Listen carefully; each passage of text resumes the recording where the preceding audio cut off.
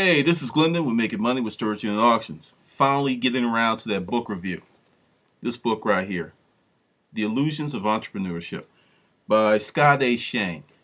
Finally finished it, and I have to say he makes a lot of valid points. And I probably agree with 75, maybe 80% of the book because it helped me highlight some of the things that I did wrong starting those first few businesses, because pretty much by accident, essentially renting a store spot in a very bad location forced me to be very innovative with my storage auction business.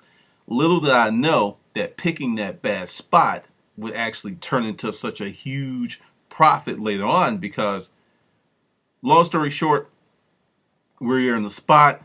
It's on Lawrenceville Highway. It totally sucked ass in terms of foot traffic. Cars going by all day. But because of the way that the road was situated, when people are driving by, they're looking like this in the stores here. So you really couldn't pay attention to what was over there unless it was something that just really caught your eye, because you may wreck. You really had to pay attention. That's the way the road was designed. So really had to do a lot of different strategies, which made the storage auction business much successful.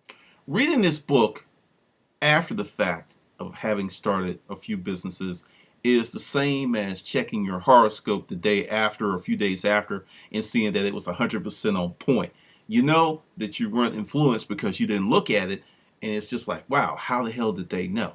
So this is a really good book for even the seasoned entrepreneur, because there's a lot of people that just think if it's a business it's going to make money, or if it's a certain type of business it's going to make money. There's so many factors that are involved in that.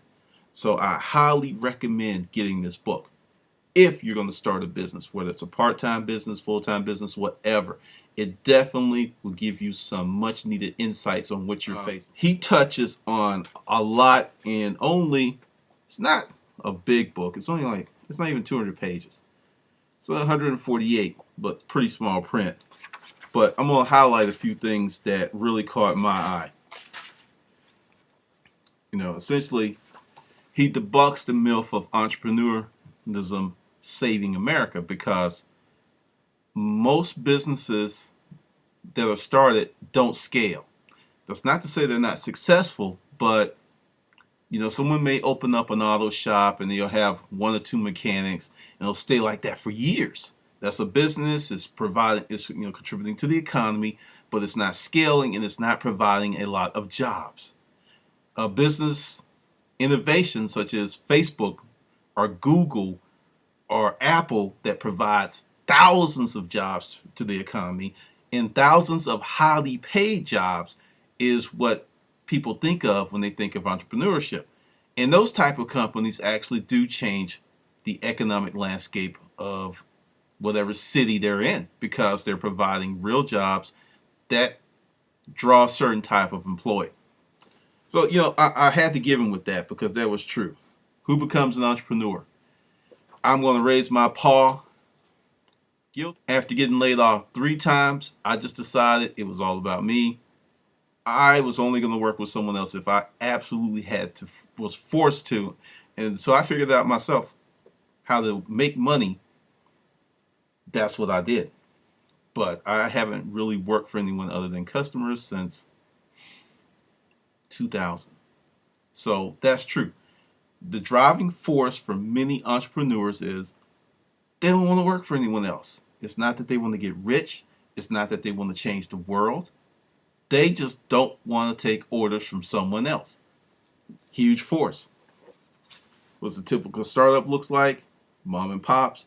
Our business is financed, 100% correct in my case. Organic funding, i.e. your own money, savings or whatnot. What makes some entrepreneurs more successful than others? You should definitely read the book about that, because it's 100% true. It's 100% true. It is so much in this book that's funny. And number 8, which really kind of threw me off, is chapter 8. Why don't women start more companies? Now, if you're looking at the other channel, I was just like, when I read that, I was just like, bingo! I knew it. I knew it. And I've been talking about it for years, but I'm not going to spoil it for you. You got to get the book. Why is black entrepreneurship so rare? You know, my little brown self was all over that. And I was just like, wow, that means I'm not black? I don't know. But once again, on point. How valuable is the average startup? And then the conclusion. I got the book on Amazon. I got it new, but definitely, it is definitely worth checking out. So, to the person, how will I do this? Let me think about that for a second. Because what I'm going to do is give this book away. Notice I said give it away. To the person, you know, this is the deal. For the person that does a video response to this video, who gets the most hits in, say, the next 30 days, you get this book. And screw it, I'll pay your shipping. How's that for a deal? So if you want the book, make a video. Let me be very clear. Only submissions that are video based will be accepted. I had some funky stuff happen last time. The rules are you submit a video, the one who gets the most hits gets the book. That's simple. But all right, just I'm gonna do more of this because I do a lot of reading, and that's something you should do as an entrepreneur. Education, and let's not get it twisted. Education isn't just that thing you get when you go to someone's big building with the words university or college scrawled across it. It's something you could do every day. I'm gonna tell you something. If you read 100 to 150 business or nonfiction books, you will become a very educated person, because the average college student doesn't read 30 to 40 books the whole time they're in college. I'm serious. Textbooks, they don't read the whole textbooks. They read bits. They get what they need, and if they can actually obtain that information without even using a textbook, they will. So let me say it. If you took 25 of the greatest books written of all time, 50 business books, maybe 15 philosophical books, 2 or 3 psychology books, you would be an exceptionally well-educated person. I'm telling you, it is amazing. So that's the deal. Check out the book. Check out the reviews. All right, this is Glendon with Making Money with Storage Unit Auctions.